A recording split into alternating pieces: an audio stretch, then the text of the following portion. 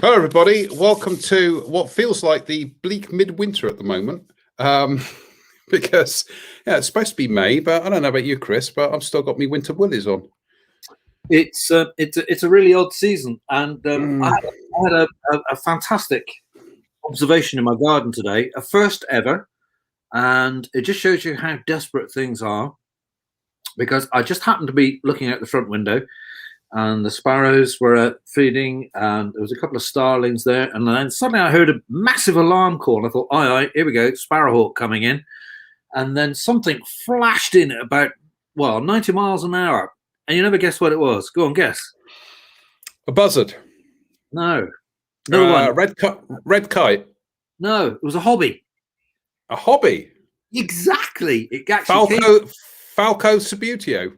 Exactly. Came straight in the garden, boom, grabbed something, shot off, and acting just like a sparrowhawk. Now, this time of the year, you would expect them to be gathering over pools down on the Somerset levels, for example. You'll find them down over the lakes and the pools and the ditches there, because all the insects are rising in the heat. Except there's one thing missing. The heat. The heat. Well, I hope you've logged that on our map that we've got a hobby in Portishead. Yeah, we'll do. Yeah, that's Well, we've got some special guests tonight who Chris will introduce in a short while. But before we go to very special guests, but before we go to them, little story of our own in Portishead, and that is the mystery of the white bird. Now, we had a rough idea what we thought it was, but we thought we'd throw it out there and have a look and double check our facts on this one. Chris, what are we looking at there? It's a dunnock, and it's very close to being albino if it's not albino, but that will have to go to judges and testers, etc. For those people who go into Portishead High Street regular, you'll notice there's a few jackdaws down there with what we would call colourless feathers, the occasional colourless feather. And they're great for identification because basically these jackdaws, which are normally quite black with a grey head, you'll find the occasional feathers white, and it'll keep that. And that colourless they're basically lutistic. So it's colourless. This one, the legs are obviously much brighter than a standard dunnock, but the way you can see it, the way it stands there, it's classic dunnock. The way it's standing, easy though when you can't compare it with size to confuse it with a blackbird. But there you go. There's the ultimate. There you go. What you want to see, and of course the problem for it, as we all know, dunnocks, they tend to be skulkers. They're hiding away in the background, and they're the epitome of the little brown job which lives in a brown environment. And then suddenly you have a white one which goes, uh-oh. And it's how long it will last, basically. It's a sad story. It's how long it will last. Standing out like that will mean that predators like the hungry hobby I was talking about earlier, things are hungry. So it's how long it will last. So all the people that know where this bird is, keep recording it. It's a fascinating story. And whilst they're not exactly rare, they're not exactly common either, are they? No, and I think one of the big indications for that is if we go back to my youth, which although wasn't that long ago, but our guests that are coming on this evening, back to their youth, that's casting aspersions, isn't it? I've got to be careful here, haven't I? So yeah, back to my youth. I mean, basically there's a bird which is associated with the dunnock, which I would probably get up at the age of between 6 and 10 years of age, get up at first light during the late spring, summer, and I would go wandering across the fields which are now St. Mary's Park, and then towards Western Bigwood, and I would be looking for dunnocks, and I'd be looking for dunnocks because of another bird, and that's the cuckoo. And it's fascinating the way that our local cuckoos have gone down in number.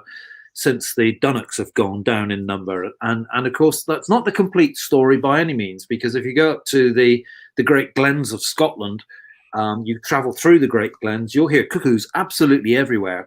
And that's basically because the bird that they're laying their eggs in the nest of, so to speak, is the meadow pipit, which is very common up there. And if you go down onto the Somerset levels, you will hear cuckoos on the Somerset levels, particularly near reed beds, because it's the reed buntings, the reed warblers, the sedge warblers that the cuckoos are able to lay their nests in. So I would presume that when a cuckoo hatches in a nest, that's kind of where it comes back to. So it gets imprinted on that. So I think it's probably safe to say that we are losing our Dunnock cuckoos. Well, I have about 2 or 3 in the garden here. They have an interesting relationship with the other birds because they tend to rubble on fine with the house sparrows, of which I've got pretty much the entire UK population of house sparrows in my garden. But the one bird that really doesn't like the Dunnock, can you guess what bird that is? Robin. The robin is fine with everything else. Tits, starlings, sparrows, blackbirds. It's not bothered by it. As soon as the Dunnock shows up, it's war. They chase them away. So I think it's because it's another songbird. It's as simple as that. Maybe that it's a feeding issue as well, because if you think about the hierarchy, certainly on our bird table at the moment, there's a lot of sparrow activity. The young sparrows have now turned up. The starlings are there, and they're on the feeders themselves. Well, the robins and the Dunnocks, well, they're actually down below. They're on the ground. So if you like, the sparrows and the starlings are helping them by spilling. All down goes the food, and along comes the robin and the. So yeah, you will find Dunnock and robin actually on the table, but a lot of the time underneath. So there's your confrontation. Oh, my Dunnocks are actually quite bold. I will see them on the feeders. I'll see the robins on the feed as well. I've taken photographs of the robins on the feeders, despite the fact that I do put ground food down for them. They are around. But yes, definitely Dunnocks. I think people can sometimes mistake Dunnocks for sparrows and sparrows for Dunnocks. Colouring is pretty much the same, but the difference with the Dunnock is the Dunnock, like a robin, it has a very short, pointed beak.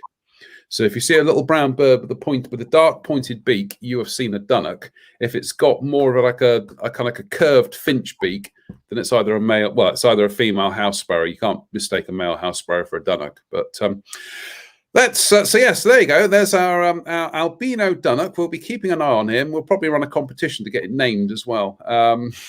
So let us crack on tonight. We have 2 very special guests. Chris, do you want to introduce our 2 very special guests, please? I was trying to think of how long I've known these 2 people.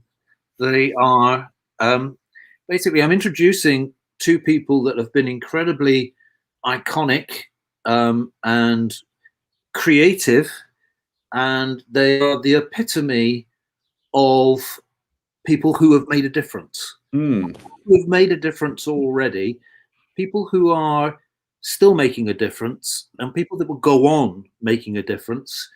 And when I first knew them, that there were 3, and I admired them as soon as I met them. And the other one would have been Sue Grant, but these 2 are Tony and Faith Moulin from the wonderful Yatton and Kongsbury Wildlife Action. How about that, guys? Hi. Yeah, it's very difficult to live up to that, Chris, but thank you. I think by riposte, I ought to say something that, we, you don't want me to say we go back a long way. I know that, but... Hey, Tony, we got described once as dinosaurs, and I took it as a compliment. Well, I think we met you in 1985 or 1986. Yeah. Right. Okay. When you brought a barn owl over to show the Children's Environmental Club we were running at the time. That's right. That's right. And that was really right at the beginning. Yeah. Of our journey. Because the yak, sorry. you want to tell us something about that journey? Yeah, I will. I mean, the interesting thing is the Yakwag is now 22 years old. But actually, we'll almost go back, if you want to see the beginnings of Yakwag, it actually does go back to running a children's group. It was Watch then, thinking about the needs of young people. They were happened to be our own, but the parents got together, and it was really local action. And one of the interesting things about it was that we, to give them their laboratory, we actually used the strawberry line in Yatton. And in those days, 1982 or so, it became property of the council. It was community land. No one was doing anything about the nature on it. It was a dead end at Yatton. So we got on with it. We started learning about wildlife in it, and then it cascaded into a number of other things. But I think that's where we cut our teeth, and that's where you and us we made that contact with the barn owls. And of course, 20 years later, we come back to that story again. So in the roundabout 1999, 2000. And this is a very important thing, because I will not forget what my wife said to me about this. To explain the little situation, which is really quite relevant in a way, we'd grown as a local group. We'd formed the Friends of Biddle Street SSI as adults. All the kids had gone off to jobs, uni, what have you. And so we weren't exactly kicking our heels, but we had an energy. We were energized. We were concerned. Local Agenda 21 had come on board. We were wanting to do things for our environment. We were thinking globally, acting locally. And how we responded to that, we were a little bit worried. We were putting a lot of eggs in our basket of someone else's land. And there happened to be a bit of land next to the strawberry line. We'd been running a lot of, we're doing a lot of scrub bashing and that sort of thing on the strawberry line. But a farmer said to us, I'm buying some land on the moor. There's another bit of land. You might be interested in buying it. Now, why he said that, I don't know. But the truth of the matter is, all along our journey, I bumped into people like this. And unknowingly, they're sort of, I don't know what you say about it, but they're giving you that little bit of advice and guidance, which I think is so important. You need to listen to other people, no matter how odd you may think those people are. Anyway, Faith said I was mad. You can't go to the Heritage Lottery Fund and ask for £25,000 to buy this field. And so you did. So I did. But, well, the thing is, if you wanted to buy 200 acres of land, you would still have to fill in the same amount of paperwork. Exactly. It's quite an incredible thing. But again, I met then a very interesting guy who he was part of the team that look at applications, and his name was Palmer Newbold. He happened to be an ecologist by training, and he was really interested in small groups. He said, we just think big, Heritage Lottery Fund. We need to think small. And so he loved this little idea of ours to buy a field. And we got the money. Faith said I was mad, but I think the important thing, there is an element of madness in creativity. I think she's mad sometimes. I think, he's dragged me into his madness. Yeah, I've been dragged. Yeah, but we've never looked back since that time. Yeah, I think the most important thing is thinking small is beautiful, but think big. I know that's a conflict there, but the point is, I remember you, and I don't know whether you remember this, when we were thinking about what to do with this land, because if you could put up the logo now, Jonathan, put up our logo. There is an anomaly there. And the anomaly there is the pair of lapwings shown there. Now, actually, I have to say, we have nothing to do with lapwings at all at present. Whether we might in the future, that would be really interesting. We set out, we bought this bit of land, and we knew we had to attract money, so we did it for the ditches on the SSSI. But the fields themselves, well, what can you use the fields for? There were some lapwings nearby, and we thought, well, if we get the field, we'll attract the lapwings. So we did a little bit of research with the RSPB experts and everything. We quickly learned, really, it was a dead end. It was just not on to get our lapwings. It was, you know, why we were thinking about it, I don't know. And this is a lesson. I think the lesson is we tend to think that we can make nature do what we want. But I think the one thing we've learned is you have to go with the flow. And I think quickly we came on board and we started talking about our bit of grassland, and you, Chris, came along and said, why don't you grow the grass long, Tony? And then we learnt all about top predator, and then the field voles.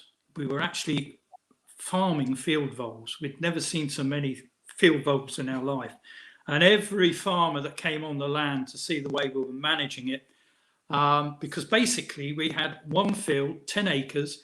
It was a field of, it was making up for the lack of margins on the other 100 acres around us. Yeah. And in those margins, we're finding all, you know, all the shrews. We've got harvest mice there. It was fantastic, really diverse. The butterflies were there, the spiders were there. It was a wonderful haven of wildlife. And of course, it went on. The list is endless. But since then, I mean, it took 2 years after putting up our first pole boxes with your advice. And since then, we bred, you like to show the picture of one of our barn owl chicks, Jonathan, that'd be great. I'll stop there a moment. That is a shot, by the way, of Congsbury Moor, and that shows some of our fields now. And to be honest, some farmers may look at that and say, oh my goodness, don't like that, it's a bit rough looking there. But we have been able to, this is rewilding. This is rewilding 22 years ago before. Can I just stop you there, Tony, and say, you just said farmers. Don't you think some conservationists would also say the same thing? Oh, yeah, I'm sure you're absolutely right. Yeah, that's right. Yeah, well, to be honest, and to be fair, Natural England, by the way, have been our partners right the way through and have given us a lot of encouragement because we're on the SSSI.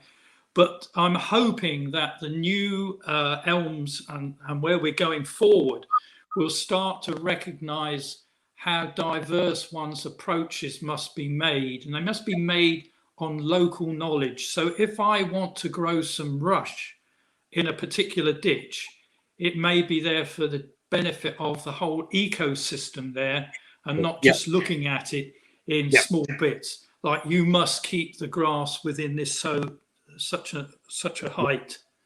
And there's also something we're learning there about managing land. It is something, it has a will of its own. So some years it's dry, some years it's wet, it responds differently in different years, and so forth. But if you put on the next slide, so people can see a nice picture of a barn owl there. This is, we've raised now over 60 barn owl owlets. I have to say that we're excited first because we brought kestrels back before we bought the barn owls. And it was at the time of the foot and mouth disease when things were going there. It wasn't a good time to actually be undertaking this new experiment. But yeah, those are really exciting times. And, you know, Chris, you were there helping with ringing them, and you still do. And it's good to have that partnership working with the Hawke and Owl Trust and yourself as well. Can I cast both of your memories back? I want to give you I was looking through my notes today. as I knew we were going to be talking about this. So this is just a very brief one, but the successes. I'm thinking about Littlewood now, which is another one of your nature reserves. Yeah. I can remember the year where this particular box in the spring had 2 tawny owlets in it. Yeah. Yeah. Then it had stock dove young. Yeah. And Yeah. in the autumn, Yeah. I think late autumn, I've got a lovely picture of both of you and your volunteers holding 5 baby barn owls out of the same box. You have 4 tawny owls, 4 stock doves, and 5 barn owls out of the same box in one season. Yeah. Magic. Well, you wouldn't find that in a book. No, you wouldn't find it any sort of criteria, and hopefully they won't do this to sort of say if you put up a barn owl box, you will receive payments if you get things in this sequence. yeah.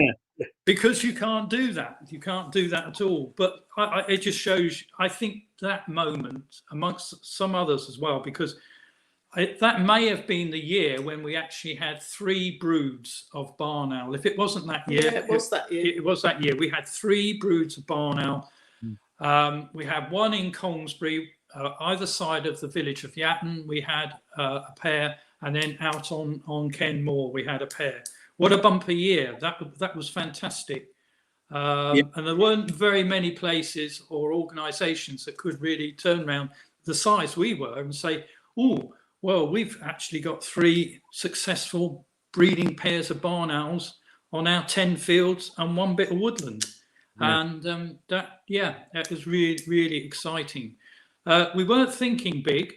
We were acting small, but you get big outcomes. Yeah.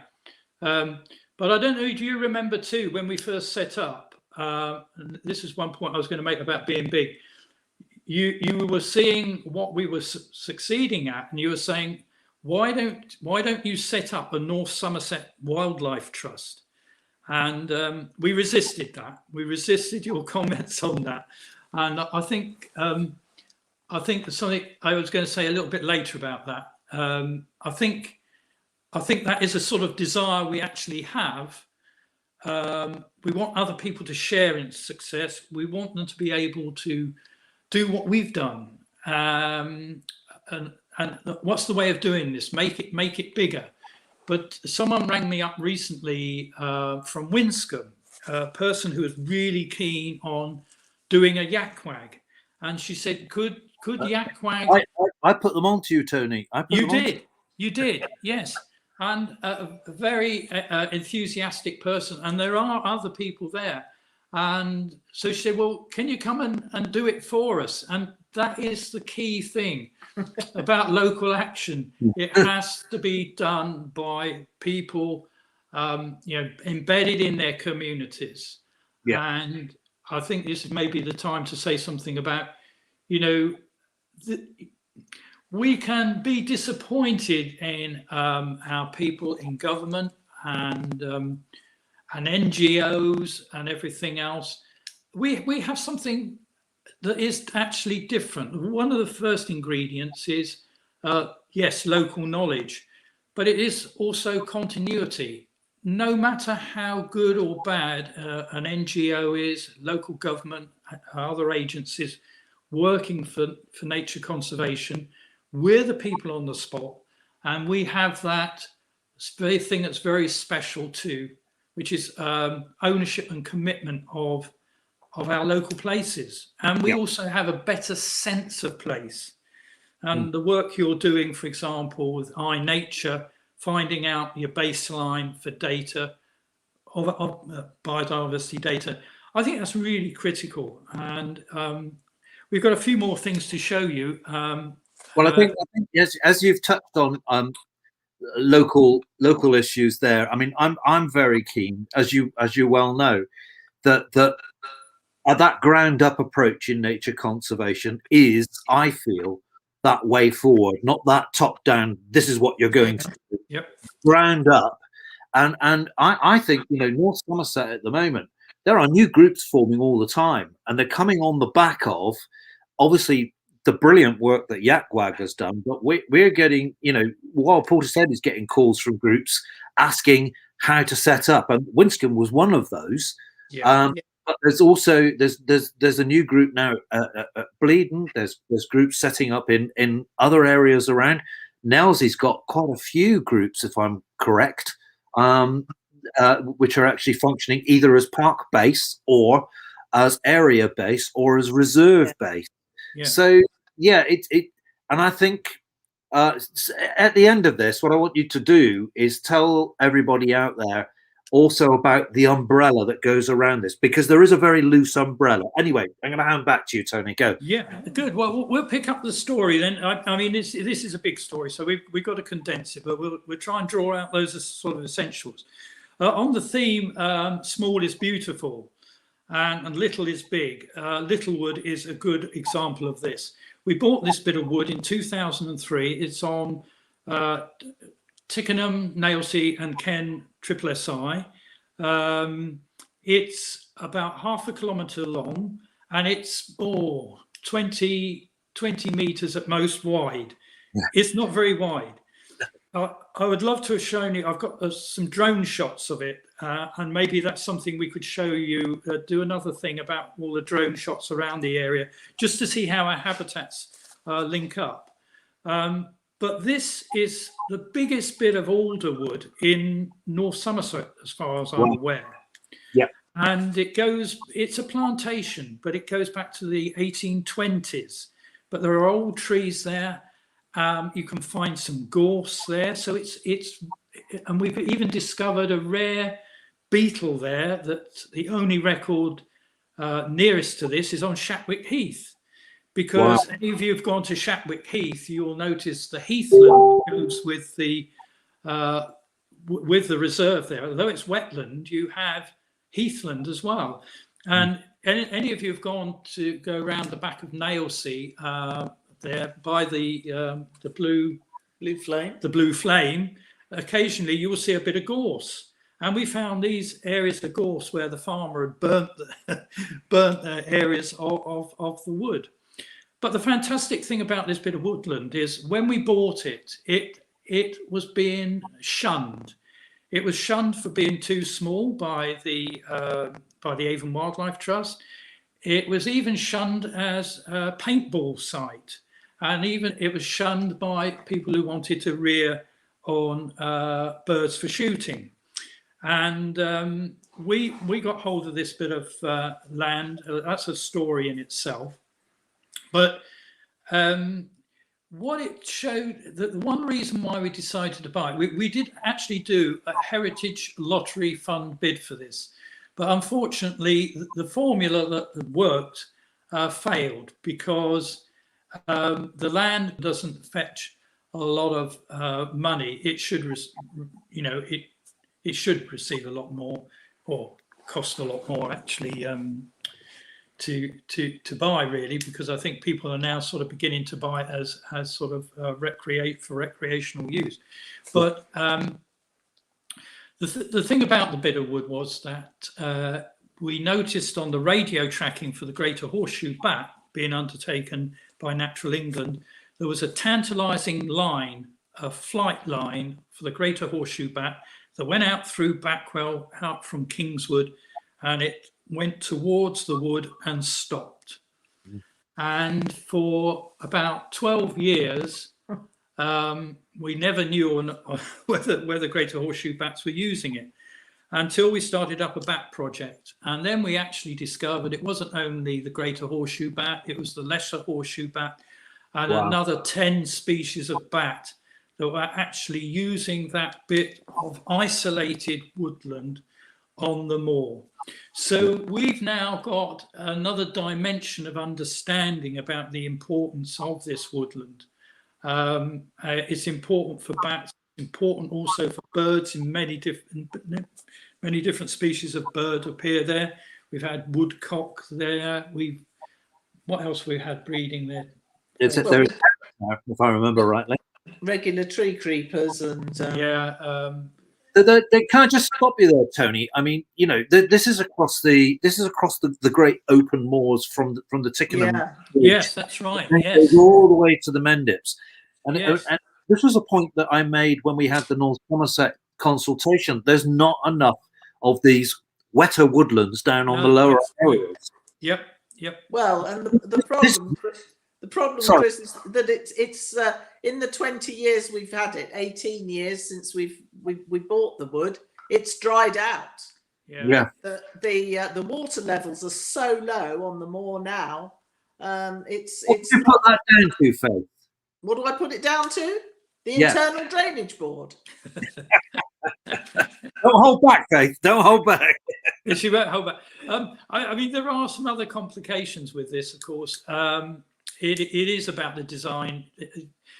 They need tilting weirs. There needs to be a finer control, and there needs to be investment for that. But you've also got water extraction going on the Ken River there, a little bit just further down. And these issues are not really addressed, and people do. Maybe a prime site for beaver reintroduction then, where we could actually start using beavers to actually raise the water levels. Yeah, we don't want them gnawing down our trees there. They won't take them all down, I promise. No. They only like them a certain diameter. Yeah, I mean, the thing is, there's a lot of dying ash there that probably would be good to knock down. What we would like to do there is actually buy some surrounding land and obviously grow the wood. Maybe some of these things could be that is still within the parish of Yatton and Colmsbury, so that's our responsibility. But if there's groups in Nailsea who want to come and meet us at the border, that would be really good. Yeah. Well, I've just had Jonathan's just sent me a message. We've got 25 minutes left, folks. Okay, let's move on to the next slide then, please. And this again is something about it does take a lot of time. This is Newcroft, so this is one of the fields that we bought in 2001. A lady came forward because she liked. She was a farmer's widow. She had 2 fields. She didn't have any use for them really. She was thinking of selling them. She let us buy them, post them, pre-auction, and her reason was, I like what you're doing for the birds, the barn owls, and I would like you to have this land. One of our local farmers was very envious when we got this field. When we first got this field, it had been pounded to death, had been mistreated, and we quickly got to realise that it may have some potential. We got some advice from Natural England, and we had a couple of field days. We had vintage machinery come there, and they started cutting and turning hay. And as that process gradually went on, we discovered that here's knapweed. There's a view of Colmsbury, not Colmsbury, Yatton Church in the background. Yatton Church. Yeah, I want to know Yatton Church. Last year was it really came of age. And it's taken 20 years just of continuous hay cutting to develop. It's now classified as species-rich grassland. It's got some other rare umbellifers in there. Corky-fruited water dropworts, one of our favourites. What's the other one? Pepper saxifrage. Pepper saxifrage. We've got a real mix. It's full of vetches. Full of vetches and things. Full of colour. And really what we've observed is that it had a tipping point. And we're grateful we've lived to see it, because when we talked to Natural England, he said, well, it may take 50 or 100 years to recover something. But you can recover it quicker. But we observe that tipping point. It's sort of just moved to being manic now. The flowers are taking over from the grassland. But we haven't introduced any of these flowers. This has all come naturally. And that's why, and it's on the SSSI, and we've been a bit sort of purist about it.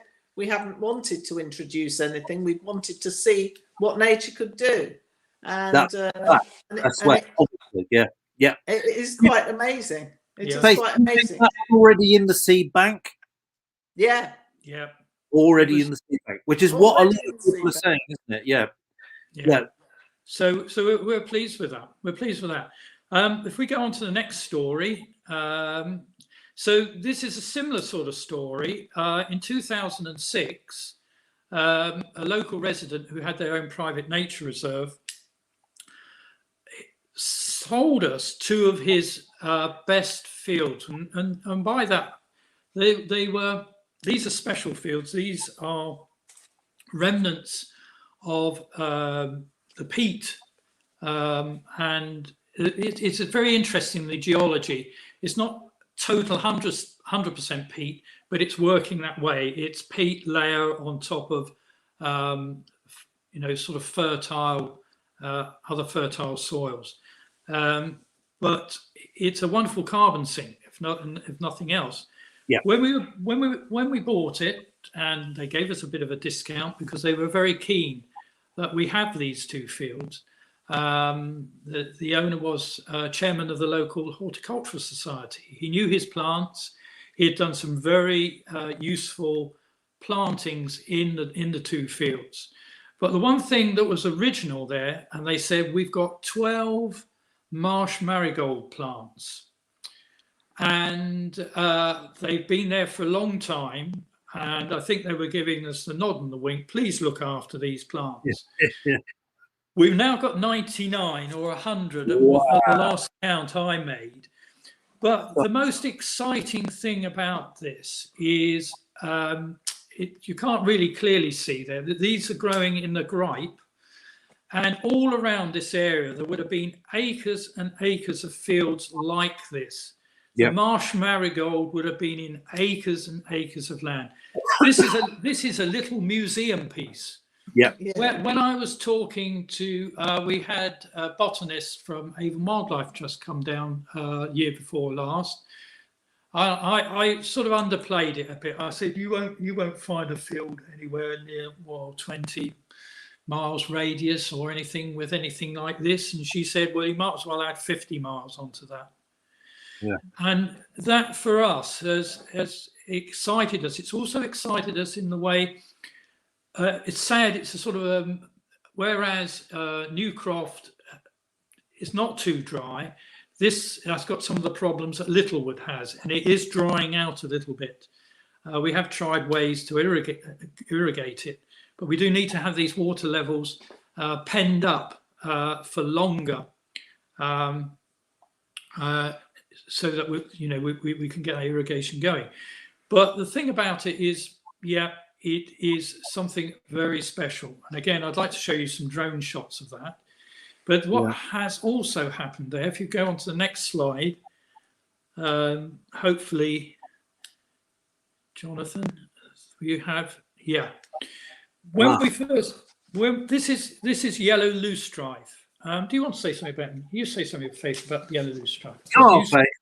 I've got a lifelong interest in wildflowers, and there is a patch of this in the Court Lane, I think it's called, that goes from Clevedon Court up near the Craft Centre in Clevedon, and there's a patch of this in the hedge.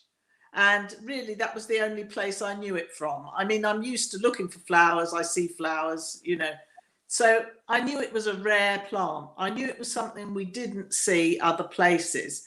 And we found it in the Stowey field. And that was quite an exciting find because, as I say, we don't see it anywhere else. And since we took the field on, it's grown and grown. And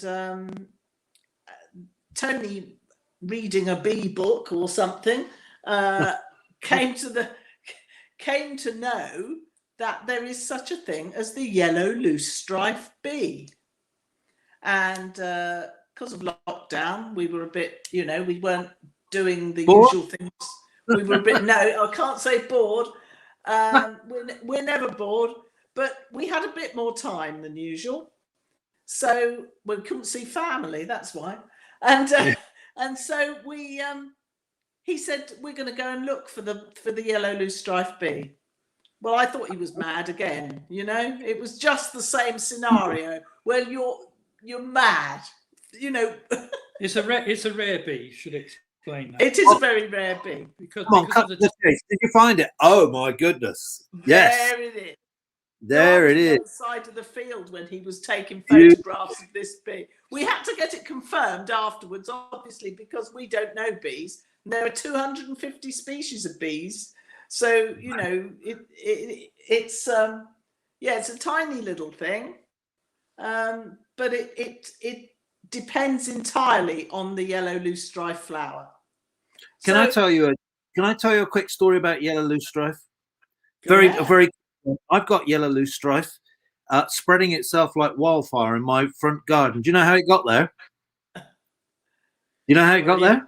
No. From us.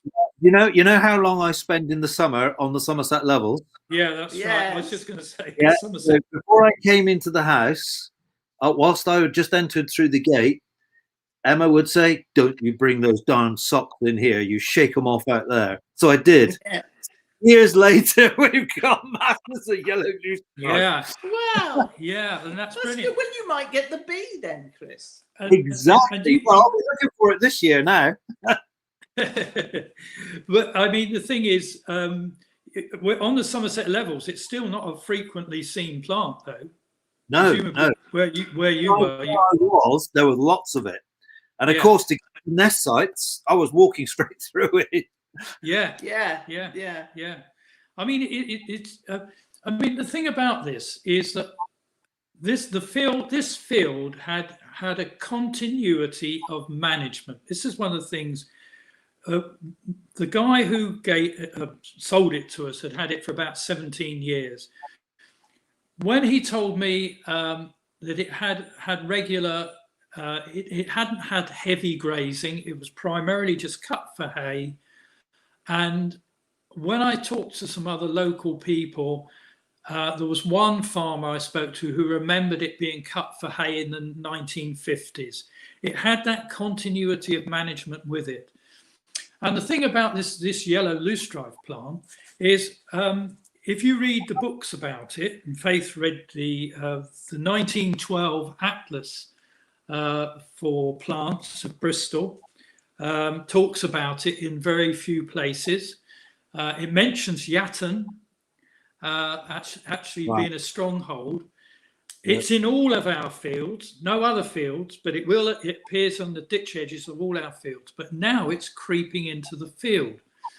And one of the things that I'm really getting a thing about is that when we read the natural history books, we have to remember they were written over 100 years ago, a lot of them, and they still regurgitate the distribution of species. Oh, a woodland edge, a ditch edge species. They're talking about times even then, because of the Industrial Revolution, our wildlife was in decline in this country. And to describe it in that way, and now we're beginning to see, my goodness, we cannot stop this plant getting into our field. It's going mad. And it may be the case, this was a plant that was in the fields with meadowsweet, because we found a bit in the middle of one of our fields, and it must have been the farmer, like you, walking with his boots across the field. Well, I've got meadowsweet as well in my front garden. That explains a lot. We've got one more slide, and then I think I'll leave time for you to. This is the greater horseshoe bat. We've been doing a lot of work with this over the years. Because of the time, I'm just going to cut this to the chase. But really, this is a new project. We're being given a bit of land, 7 acres of land, as part of mitigation for development in Kongsbury. We're near to receiving this bit of land, which will come with a commuted sum to help manage it. That may take place in the summer, certainly by the autumn. What we've got to do is graze this land with cattle, do some tree planting, some hedges already planted, and we've just got to nurture it. We've got a lot of people with knowledge of bats. It's it's not far from two maternity roosts for the greater horseshoe bat at Kingswood.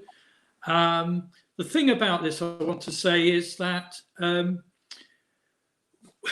we've just, it is partnership. It is, I think, a good example of how an NGO, how a local authority has turned to us as local experts, knowing the patch, to actually take this on.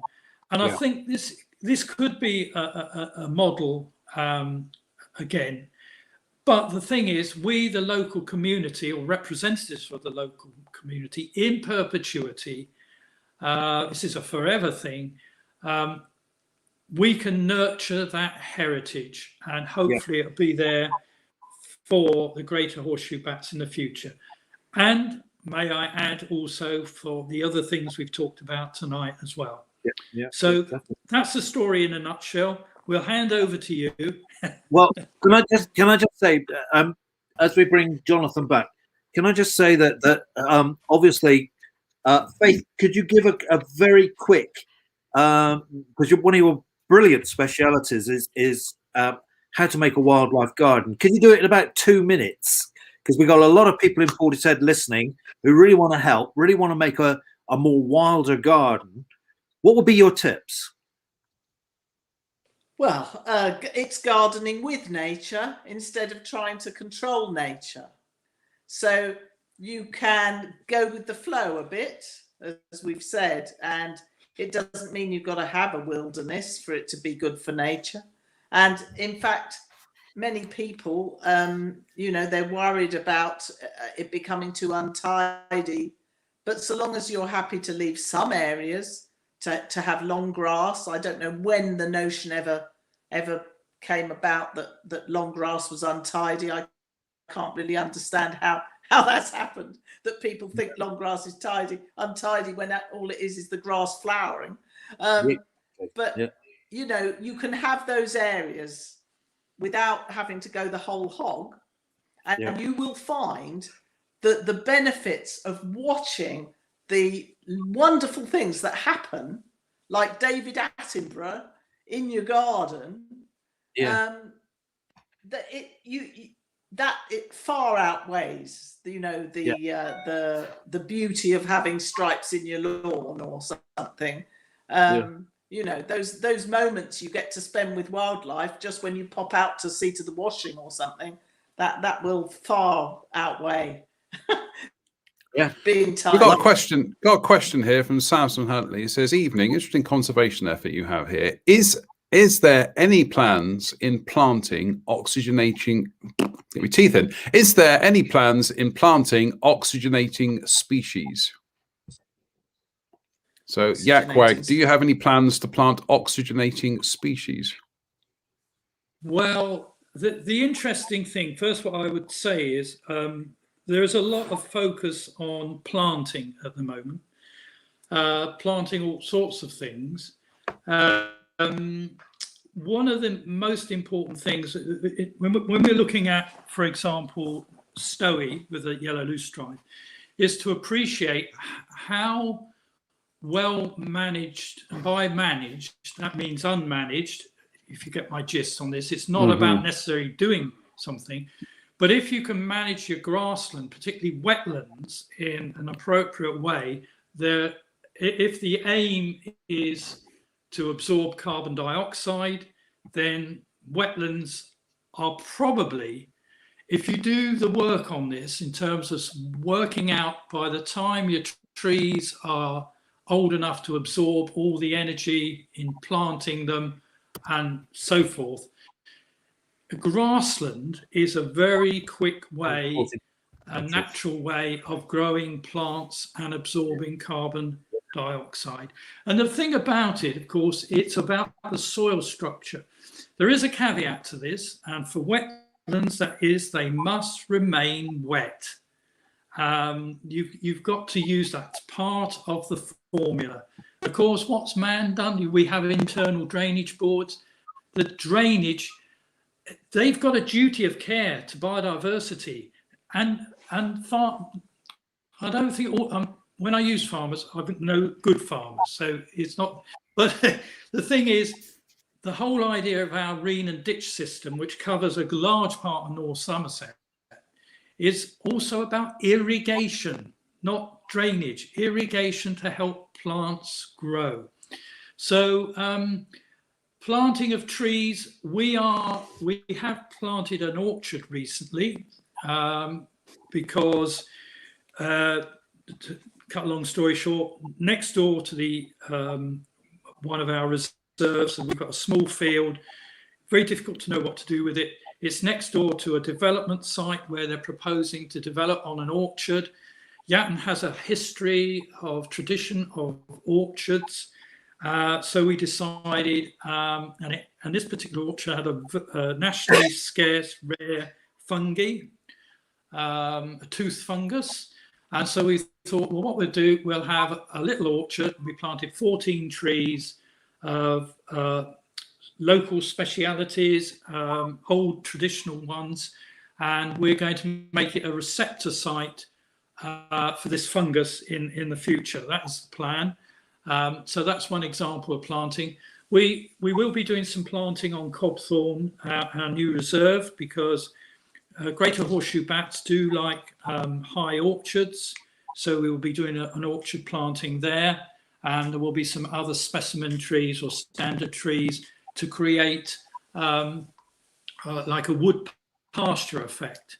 But of course, Faith and I will not see the outcome of this because it's going to take many years of investment to see that type of habitat created.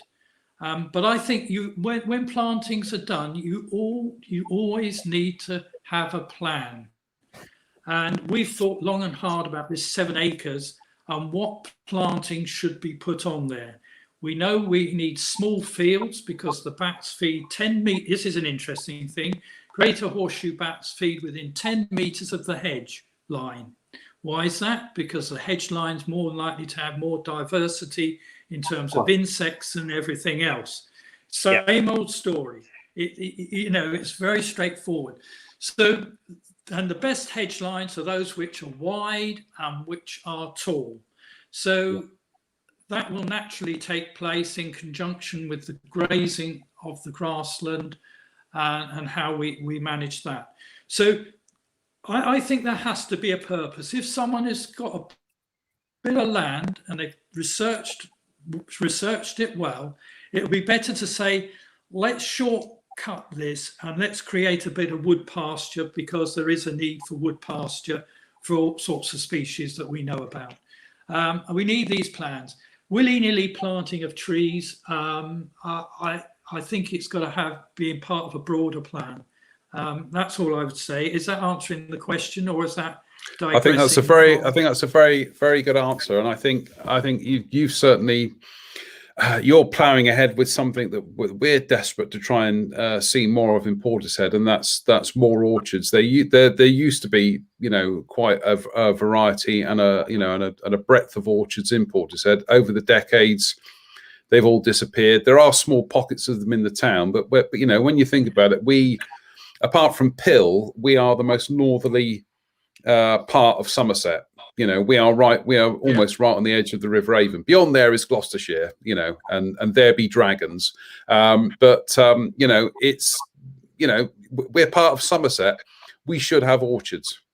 We should have, we should have orchards. And so it's an inspiration to see what Yakwag does and what is possible, because there are little pockets of land in Portishead that we're trying to save and kind of wrest from development in order to benefit wildlife and also benefit people as well. So it is very encouraging to see what you are doing, what you have achieved, because what you have done is you have pretty much laid down a blueprint for what can be done, and certainly it's something we want to emulate, and I hope other groups in the area will look to see what Yakwag have done and try and emulate it as well, because I regularly visit Walker on the Strawberry Line. I know Yatton quite well, and it's just fabulous. It really is, and it's the work that Yakwag has done down the years. It shows. It really does show in the wildlife that you see around there. Well, it's interesting you say about the Strawberry Line, because we, you know, over the years, we've managed with Natural England the part of the strawberry line from Yatton Station down to the A370. So we've been doing that since 1996. And to be honest, if you had all the money in the world, you could not keep up with nature. And we've started to micromanage it. And I think Natural England are now on board with this, because we actually got some money for some improvements to the ditch and scrub management. And what I got accepted in the management plan was the fact that scrub had a value. So it wasn't about blitzing the whole place. It was about creating scrub. Now, I'll gladly show anybody something I'm really proud of. On part of the line, we've created, and this was an idea we dreamt up with someone from Natural England, was to have these things called pondlings. They're basically little ponds or berms, bringing the water out from these naturally occurring hedge lines. Now, a few years back, I'd created, deliberately put these in between a group of willows, self-seeded willows that have been coming up. So you, in fact, were creating willow carr. It was a bit of the wetlands you'd find down. And I tell you how excited I was one night when I went down with my bat detector and watched a lesser horseshoe bat, a rare bat. This is what we're trying to achieve for bats, just flying in and between these ponds and these willows. We'd actually created a habitat which will sustain them. So this is very important. There are showpieces. I think one of the things we have to do, and you can do, is to create these showpieces. We've got to get about it quickly, but yeah, we need to give exemplars, beacons, so that people can actually see what can be done. But random planting, no good. Would your advice to us, Tony, Sorry? be? Would your advice to us be to follow your footsteps to the point of actually having something that's our own piece of land? Well, can I say that the model was repeated with the legacy of the cohort of our generation. Faith and I, as a generation, are looking to hand this over now. You haven't got so much time, but if you look back in Nailsea, there's Newt. Nailsea Wetlands Environmental Trust. They bought a bit of land. You've got Backwell Environmental Trust. So you've got the model there. Those people have done it. And I think it is important to have, we set out to get a bit of control. We still manage the strawberry line, and I think we're respected for doing that. That belongs to North Somerset Council, but it's not really, it's the communities. We get it straight. But the thing is, to have a little bit of land to own or have the management of, it helps to just develop different skills. It will be that showcase. It will just sort of, yeah, I think it make a difference. This is one of the things. Yeah, this is one of the things that we feel is important. Is it also, you get people to invest in their in their town, in their village, in their area, because they connect with a particular piece of land through doing bits of work on it and everything. And I know Chris and I will be, we've got the old telepathy going here, because there is a bit of land in Portishead that I think the pair of us know we would love to take off of North Somerset Council's hands and do something with. So we are going to be upping the ante on that in the next few weeks. So watch this space. Chris, unfortunately, seems to have turned into the incredible shrinking man now. So I'm afraid we have literally run out of time now, because we've come up to the end of StreamYard's grace for this evening. But I'd love to say, Tony and Faith, thank you very much for coming along. You will be back, because you have drone photos to show us. And you have a gazillion more stories and inspiration things to share. So you will be back. Well, forewarning you there, you will be back. Chris, any other business? No, I think that's it. I think we've run out of time, mate. Yeah, we have. Yeah, unfortunately. But on that note, soon, shall we? Sorry, should we do this again soon? Yeah, we will do this again soon. Yeah, we'll do this again very soon. Yeah. We get more pickies. On that note, I'd like to say thank you to Faith and Tony for joining us tonight from Yak Wag. That has just been absolutely fantastic. I mean, Yak Wag are where, I think Wild Portishead would like to be in, wants to be, and I think many other groups in the area. So, as we said before, fantastic inspiration. Thank you, Tony and Faith, for joining us tonight. Chris, thank you very much. We'll try and schedule another live show very, very soon, hopefully in June when it warms up a bit. I've still got the heating on. It's ridiculous. On that note, we'll be back soon, but we'll be putting more updates and things and news on the Facebook page, on the Twitter feed this week. So keep your eyes open for that. Beyond that, thanks to everybody for watching this evening. We will be back. In the meantime, take care, stay out of trouble, and we'll see you all soon. So bye for now. Bye-bye.